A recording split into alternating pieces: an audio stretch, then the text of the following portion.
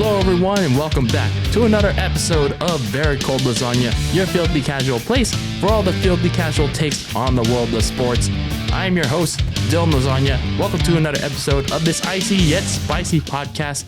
It is episode number 121, and well, here we are on the cusp of another weekend of the 2022 NFL Playoffs. Playoffs? Yes, playoffs. Is the conference semifinals, or as they like to call it, the divisional playoffs of the NFL. And that's what we're exactly here to talk about in this little preview of sorts. So, yeah, it was a little bit of an interesting first round of the NFL. And to be honest with you, like I said, in the last two episodes, I thought it wasn't going to be as exciting as I initially thought it would be, but it actually turned out to be somewhat exciting. Not like too heavily exciting like last year's, but this was a pretty solid, much closer than expected set of games. And yeah, I think, in my opinion, though, this divisional weekend has the expectations of being pretty damn good. I think this is gonna be like the biggest weekend of football for at least this season. Divisional weekend has like a very good slate of games as they determine who's going to be in the Final Four going into the Super Bowl. So I'm pretty excited. I'm actually really excited. I know I say that a lot. I'm pretty excited to see these set of games. But yeah, I mean, there's nothing more you could say. There's literally nothing more you could say about these upcoming games. So yeah, we're definitely going to talk about all these four games, the Elite Eight. And there's one all-elite team in these set of games that we're going to be talking about as well. So buckle up, bitches. We're going to be talking about the NFL Divisional Playoffs. Before we do, just a little bit of housekeeping first before we dive deep into this episode. As always, make sure you listen to Very Cold Lasagna wherever you get your podcasts, whether it's on YouTube, Apple Podcasts, Spotify, Anchor FM, and Google Podcasts. Make sure to listen to wherever you get it. Follow the show on social media, on Twitter and Instagram at Very Cold Lasagna. Rate, review, like, comment, share, everybody, even a stranger. So you can spread the word on all my filthy casual fan takes on the world of sports.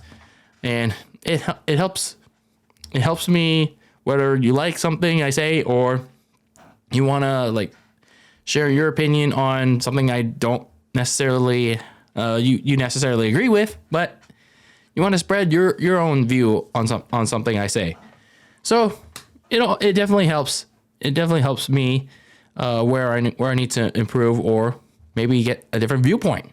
Get a different viewpoint on a certain subject. So, yeah, looking forward to like the next batch of things coming up on Very Cold Lasagna. Obviously, we have the divisional playoffs this weekend, and I'll be also be doing a preview for my San Francisco 49ers. I mean, I'll be talking about them here, but probably not as too deeper than I will be in a separate exclusive YouTube preview for the 49ers as they take on the Dallas Cowboys this weekend, which I'm really excited for. But anyway, we'll be talking about that here in this episode, and also in a separate YouTube video on Very Cold Lasagna. And then, again, like I said in the last episode, it's going to be a crazy hectic 2 weeks coming up. So I'm gonna try my damnest to get this content pumped out within my very small schedule coming up. So with that being said, I'm going to try to see where I can fit it. So that being the recap of this divisional playoffs, the recap of the 49ers and the Cowboys conference championship weekend, and that includes, if the 49ers get past the Cowboys, their own separate video. I don't know. Should it be a video on YouTube or like an episode as well, like I did last year? Like they get their own episode, and then the AFC Championship gets its own episode. We'll see. That depends on if the Niners get past the Cowboys this weekend. And then we have the Royal Rumble next Saturday. Damn. I've been keeping up with wrestling, and here we are. The Royal Rumble is on Saturday, and the Raw is OnlyFans. It's this Monday. Yeah, Raw is XXX. It's going the P-Hub. It's going on P-Hub this Monday from Philadelphia. So if you're interested in wrestling, I guess you could go watch Raw being naughty. Not really. This Monday. So anyway, we got the divisionals, conference championships, and then try to squeeze it in, a Royal Rumble review. I'm really hoping a certain return happens at the Royal Rumble. And then, yeah, we'll be well on our way to the Super Bowl. It's crazy, man. The NFL season's about to end. So that's pretty much it on my end with housekeeping stuff. So yeah, make sure you keep staying tuned to Very Cold Lasagna. We're just going to keep pumping and pumping, keep grinding. And I just hope I personally can keep up with it. And you all stay on this journey with me. So anyway, that being said, let's get into it. Let's get into this divisional playoffs, man. The semifinals are here. And it's only going to get more crazy. It's only going to get more intense for fans, players, teams, coaches. This is where shit gets almost real.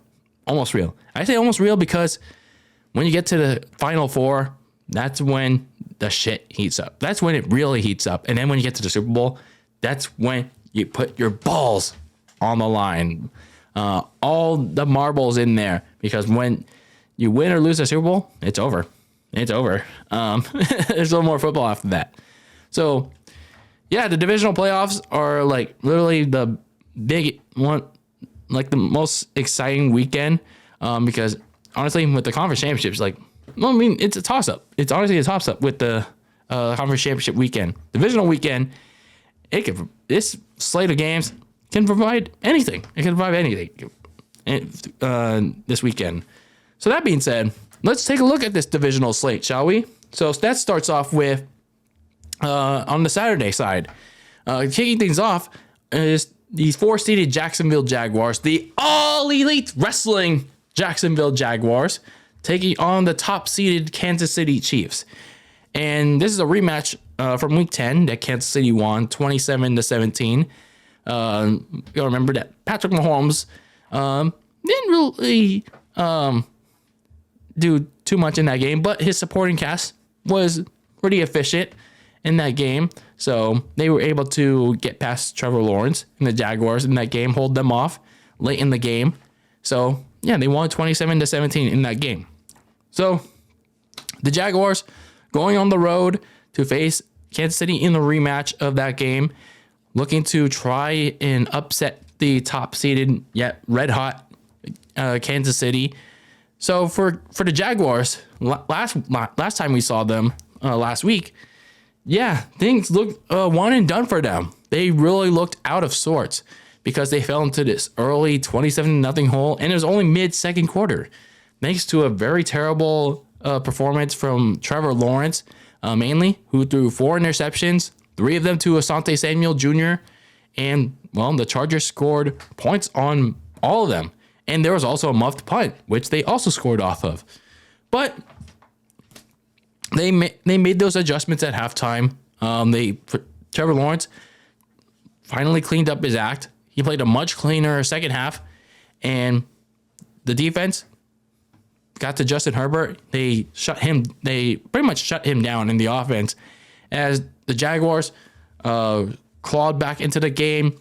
They cut the points down to 2, and they outscored the Clippers. Yes, the Clippers, 28-3, and they got the ball back, marched down the field with less than 2 minutes to go, burned the clock, and kicker Riley Patterson scored the game-winning field goal that clinched the win and the comeback, the third largest playoff comeback for Jacksonville, 31-30.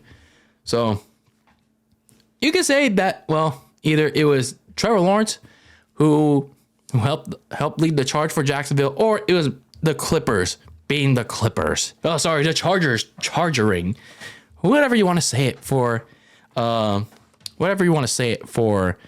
this game. So here you are, the Jaguars, in this divisional game for Kansas City, who, by the way, who had that first round bye as reward for being the number 1 seed in the AFC and home field advantage in the AFC playoffs, which, by the way, actually more on that in a bit, because let's talk about Kansas City in a bit, for a little bit, because, for the Chiefs, they were expected to be challenged, like heavily challenged, because of the massive turnover in the rest of the AFC West. Denver got Russell Wilson.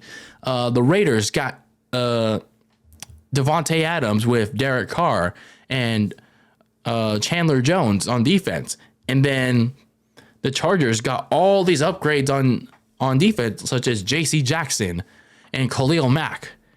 And looking at the Chiefs, they traded away their receiver, their top man, Tyreek Hill, to the Dolphins in the last offseason. And they didn't do much to upgrade at that position. So they were expected to be heavily challenged, and people were expecting Travis Kelce to be doubled.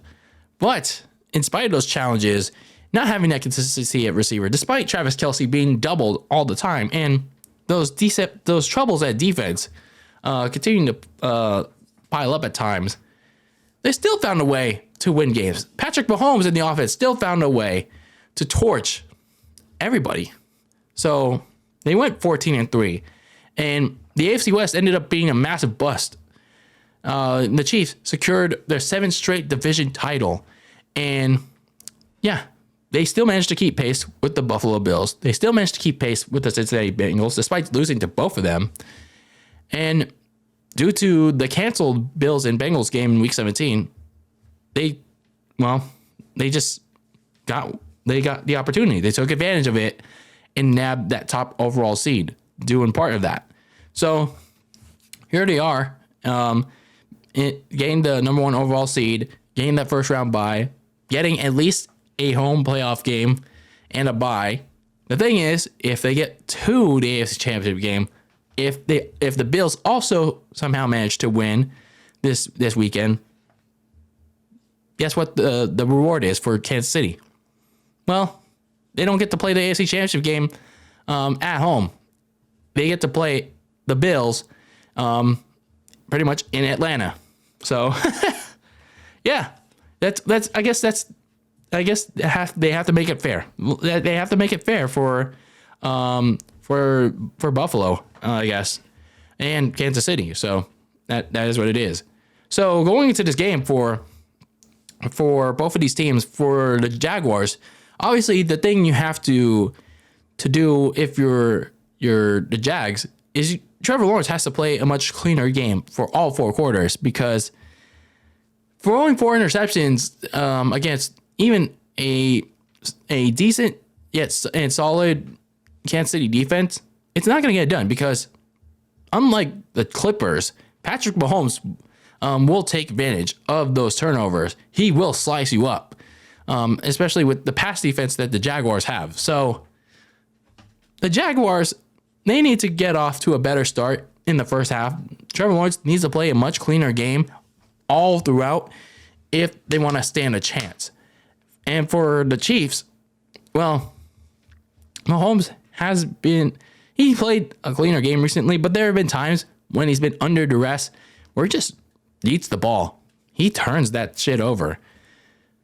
But either way, I still think that the Chiefs will win this game, as long as his receivers can do their role, as long as the special teams doesn't give up any huge field. So I do think the Jaguars can keep pace if they can play a clean game, but I don't think they'll be able to keep pace enough to limit Mahomes and his supporting cast. So I do think the Chiefs will eventually pull off away with the win. And I know some people are like, oh, damn, the Chiefs again. Well, find a way to stop them. find a way to contain Patrick Mahomes, and then we can talk. So I'm going with the Chiefs over the Jags. Not really much of a score. So they're just find a way to contain Patrick Mahomes, and then we could talk. So moving on to the next game, we have the nightcap on the NFC side. Number 6 seeded New York Giants. Yeah, the Giants against the top seed Philadelphia Eagles. A 3-match NFC East rivalry. Like, who would have seen this coming? Huh? So the Eagles swept the season series. Week 14, they blew out the Giants at their at MetLife. And in Week 18, they clinched the number 1 seed at home, 22-16. And yeah, they really played weirdly against Giants backups who had nothing to play for in that game. So kind of odd there. So anyway, for this game, for the Giants, they were coming in, obviously as a wild card. They had to go on the road to play the Vikings, and they did pretty good. They did pretty good in that wild card game against Minnesota. In fairness, Minnesota's defense is pretty bad. It's god awful because Daniel Jones was able to methodically hammer them constantly, both in the air in the passing game, to Darius Slayton and his various other receivers, Saquon Barkley, and on the ground with his legs. He was able to get the RPO, the run pass option, and just get some quarterback power runs going at will. So the Giants were able to go up by 10 in the third quarter, even though the Vikings kept clawing back and eventually tied the game. But still, the Giants were just able to keep the ball away from Minnesota because the Vikings can't stop Daniel Jones. So the Giants eventually went back up by 7 points, 31-24, late in the fourth quarter. Saquon Barkley just torched the Vikings defensively with a big touchdown run. And yeah, they went up 31-24 midway through the fourth quarter. And the defense, who would constantly pressure Kirk Cousins, forcing him to throw it away early, and they would hold off the Vikings, getting him stops at midfield on the Vikings' last gasp. And people criticize this enough, but they forced Kirk Cousins to throw a check down well short of the first down marker. And yeah, the Giants managed to keep the upset going, 31-24. And I know people were like, the Giants are going to get smashed in Philadelphia, but who knows? Who knows? I mean, not to say that the Giants may win this game, but they're playing pretty with solid momentum right now. Solid momentum. Their defense is pretty picking up speed at the moment, and they're taking full advantage of Daniel Jones and his multi-skilled ability, like at least against bad defenses at the moment. So hey, anything is possible. Anything is possible going to these underdog Giants. So meanwhile, for the Philadelphia Eagles, obviously last year when they were in the first round of the playoffs, a disappointing end for them. They were blown out by the Tampa Bay Bucks. Jalen Hurts looked very uncomfortable in that game, especially with a bad offensive line. But they made a lot of changes in the offseason. They made improvements on defensively, and they got some pieces around the offensive line to better protect Jalen Hurts. And they made a big move in the NFL draft to trade for Titans wide receiver A.J. Brown to give Hurts another option besides their second-year receiver, Devontae Smith. So as a result, what happened? Well, during this season, they became one of the most explosive and balanced teams in the NFL. Alongside Devontae Smith and A.J. Brown, they got a good running game with Miles Sanders. And that was due to the much stronger offensive line providing a lot of wide open lanes for Sanders. And that goes beyond the inside. He was a good outside runner as well. So defensively, they got a good pass rush, mainly due to the signing of Hassan Reddick in the offseason for the Panthers. So they got a pass rush that can quickly get to the quarterback. Even if they can't sack him, they can create pressure, and a secondary that can go man to man and create turnovers or just stop plays from happening. So the Eagles went 8-0 to start the season. They lost to the Commanders in an upset win, and I guess that's the thing with the Eagles. Sometimes they can overlook like weak teams like Washington and the Jaguars at times, but they still find a way to come back, get the win. I mean, that wasn't the case against Washington, but they still looked unstoppable late in the season. But the problem was the injuries just piled up very late in the season, like injuries to Lane Johnson, one of their tackles on the offensive line, Avonte Maddox, and even to Jalen Hurts. He got hurt late in the season with an injury to his throwing shoulder.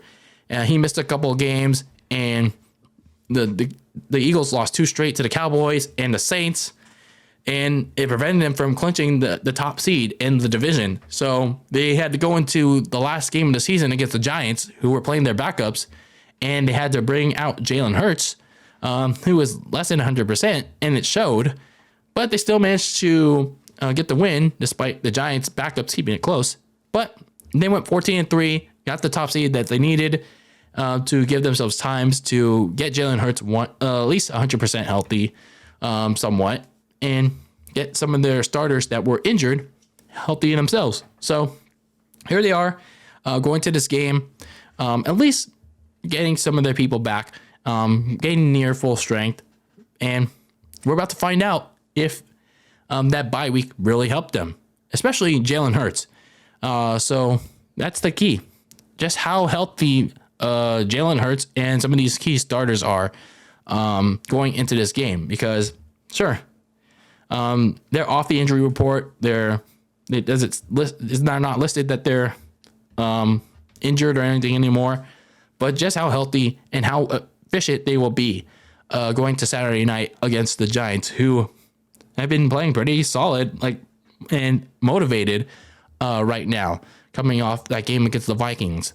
And for the Giants, can Daniel Jones play another clean game against a tougher Philadelphia defense? I think the biggest thing for Daniel Jones to take advantage of is the Eagles' run defense, even with the return of some of their defenders. So Daniel Jones has actually proven to be a solid running quarterback. So if he can't find anything to get going with his receivers, just run the damn thing. So I do think that even though the Eagles are a well-balanced team, and aside from the injuries, I do think the Giants can keep it close, even if they don't win it, even if they don't win this game. So the Giants will keep it much closer than you think. Their pass rush has been proving a lot more in the weeks that we've seen them. But I think that the Eagles, in spite of a less than 100% Jalen Hurts, will find a way to get it done and hold off the Giants from winning this game. It's going to be a close one. The Eagles will find a way to win and advance to the NFC Championship game. So going to the Sunday slate of games here, kicking off at the AFC side, we have the 3-seeded Cincinnati Bengals taking on the number 2 Buffalo Bills in the Week 17 matchup that never happened. So obviously this matchup never happened in Week 17 because of what happened to Bills safety Damar Hamlin. And yeah, both of these teams are kind of entering this game with not so good momentum. And why do I say that? Well, let's look at their wildcard games.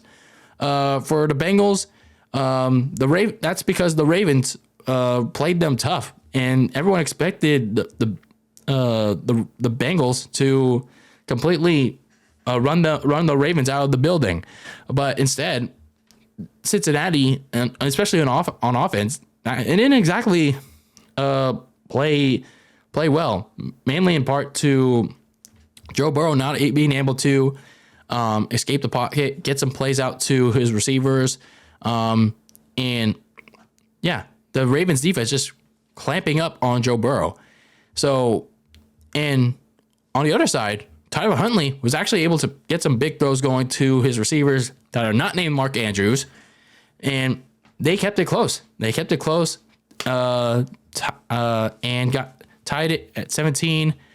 But decision to have Huntley try to jump the ball at the goal line to try to get a touchdown, take the lead, it backfired because he had that ball punched out, and then Sam Hubbard on the Bengals defense recovered it and took it on the opposite end of the field and scored what would be the Bengals' last touchdown, and they would hold off Baltimore 24-17.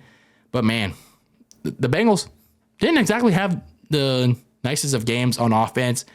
And against the Bills, who have a much better defense, and sure, they give us some big chunk plays too. And with the Bengals offensive line struggling and with injuries, it's going to be rough. Meanwhile, for the Bills, they also didn't have exactly a great game either because everyone like me picked the Bills to beat the Dolphins easily, especially with a third-string quarterback like Skylar Thompson, who had to fill in with injuries to Tua Tagovailoa and Teddy Bridgewater. And initially looked like that early on.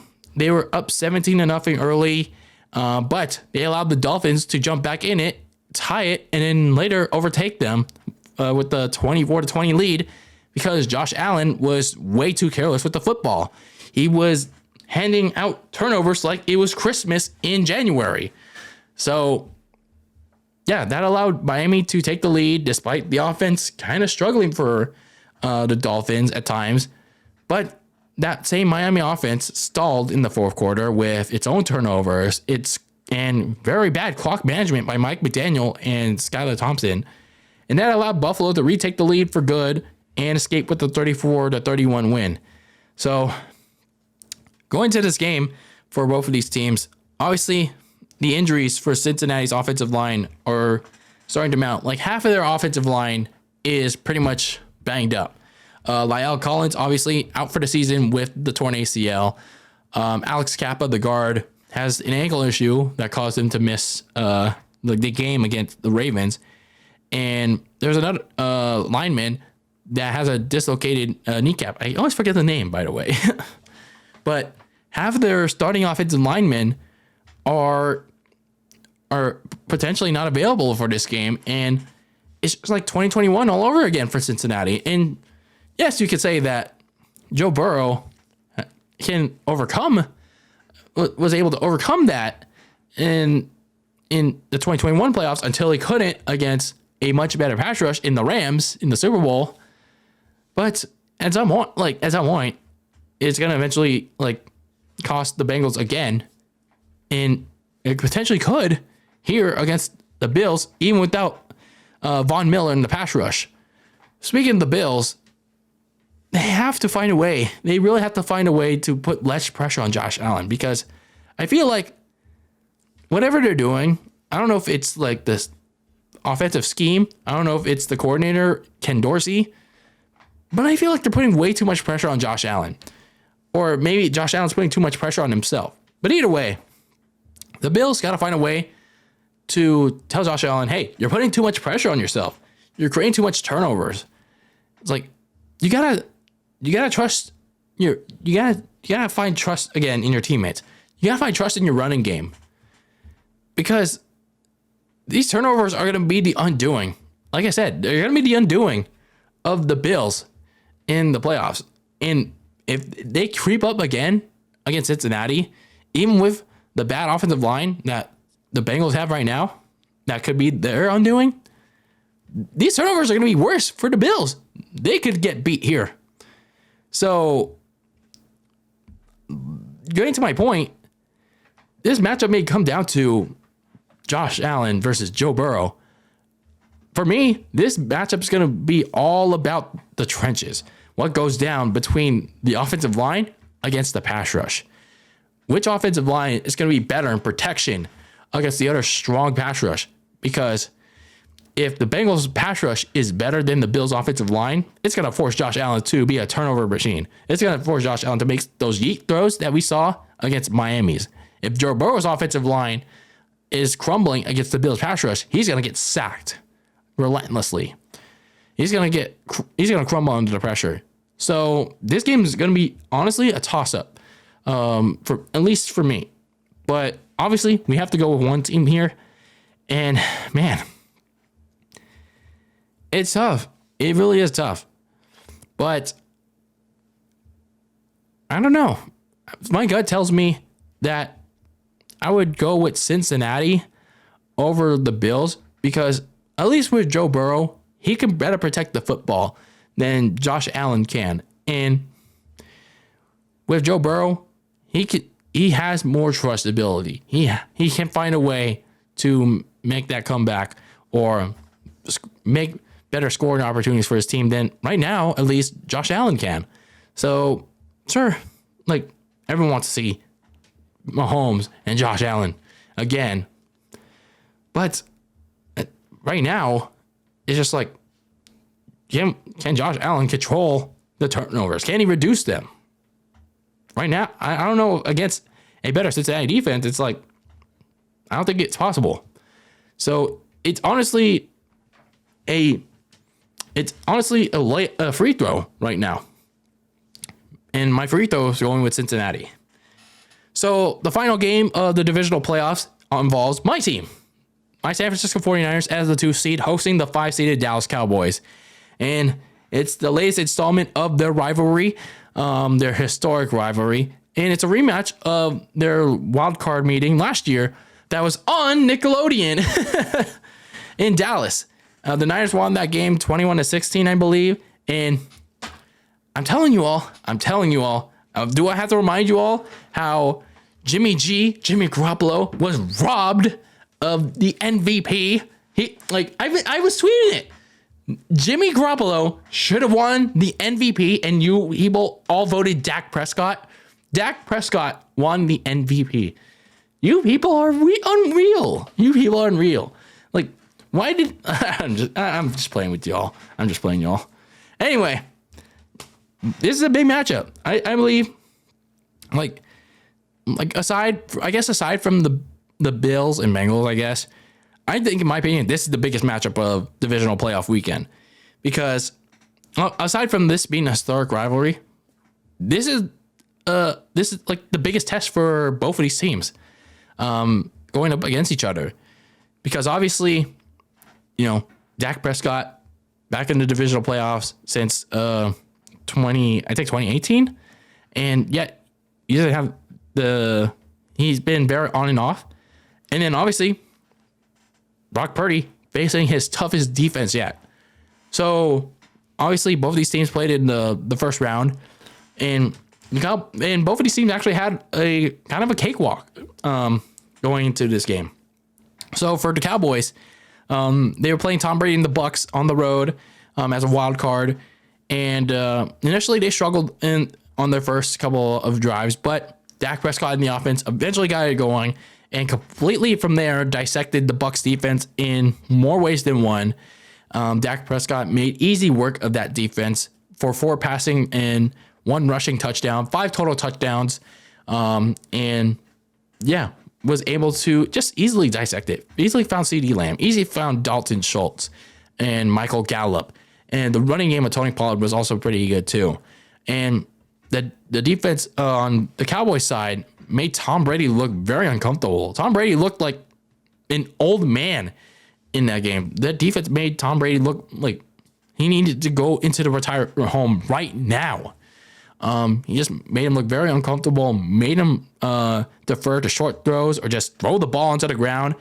And they eventually got to him like 3 times, constantly stonewalled their offense. And it was just a total beatdown, and the Cowboys blew them out 31-14. It was just, wow. They really made the Bucs feel like they absolutely don't deserve it. And the Bucs didn't deserve to be in that position at 8-9. So the Cowboys made easy work of the Bucs. Meanwhile, for my 49ers, obviously, it looked like easy work, at least in the second half. The first half, though, it was a much closer game than expected because of the poor first half performance from the Niners defense. and their inability to stop the Seahawks, mainly DK Metcalf and Kenneth Walker III. And yeah, the defense was just atrocious for the 49ers in the first half. And then Brock Purdy didn't really have a great first half either because of his inexperience in a playoff environment. And yeah, they were facing the Seahawks the third time, and it's always hard to beat them 3 times because the Seahawks brought their A game. They were swept by the Niners in the regular season, so they were trying their damnedest in that game. But in the second half, the Niners turned it around, and they really got it going with a strip sack fumble created by Charles Omenihu. And eventually from there, Brock Purdy and the offense finally got revved up. They were outscored the Seahawks and ran them out of the building 41-23. So this game is a big one. Winner goes on to the NFC Championship game. The stakes are really high. For Dallas, obviously, the biggest thing going into this game is going to be whether or not Dak Prescott can carry that good performance he had in Tampa into San Francisco. Just keep in mind, whenever Dak has had a good game, he follows it up with a bad game. So it's kind of like last year, like where Dak has had these very inconsistent performances. Same thing with this year. The last games of the season, when he did pretty bad, pretty 50-50 in Jacksonville. Then he did pretty good against Philadelphia. He did okay in Tennessee, but then he did very bad in Washington against a really good defense, and that had nothing to play for. So then he did good against a bad Bucs defense. Now he's going up against a much tougher 49ers defense. So the Cowboys are going to need Dak Prescott to have a good performance against a much tougher defense that does have a little bit of weakness in the passing game, but it's going to be a lot tougher to create some opportunities. Meanwhile, for the 49ers, obviously, Brock Purdy faces a tough defense of his own against the Cowboys, especially with Micah Parsons, with DeMarcus Lawrence. A lot of those playmakers, Trayvon Diggs. So Brock Purdy is, from here on out, it's actually a lot of tougher defenses if they somehow get past the Cowboys. If it's Philadelphia or the Giants or like the Bills or the Bengals or the Chiefs. So from here on out, Brock Purdy is going to face a lot of tough tests, and it begins here against Dallas. So this is the most intriguing matchup to watch because, well, for Dallas, it's at their best or an efficient team. And the Niners have been a strong team pretty much for most of the year, especially since Purdy came on to step in, fill in for Garoppolo, and eventually take on as the starter. So despite the Cowboys having the rest disadvantage, they'll make it close. There'll be a tough test for the 49ers. But the Niners, I think they'll win a close one. They'll win a close contest again, as their skilled players on both sides of the ball will just be too much for the Cowboys to overcome. So my picks: Chiefs, Eagles, Bengals, and the 49ers on divisional weekend. Again, very fluid because, well, nothing's guaranteed in the NFL unless, something really does happen. But it's going to be crazy. This is going to be the most important weekend, the big weekend of the NFL, and then anything on conference championship weekend is a toss-up. So anyway, let me know your picks of divisional weekend, divisional playoff weekend, however you can, with in the comments in YouTube or on social media at Very Cold Lasagna on Twitter and Instagram. And let me know if you're excited for this divisional playoff slate this weekend. Whether you're a fan of these teams or not, playoffs are always a fun time in the NFL, whether you're a fan of the NFL or not. So anyway, thank you for tuning in to this episode of Very Cold Lasagna, episode number 121 of this icy yet spicy podcast. And as always, keep that lasagna very cold in the fridge with your takes on the world of sports. And until next time, Peace out.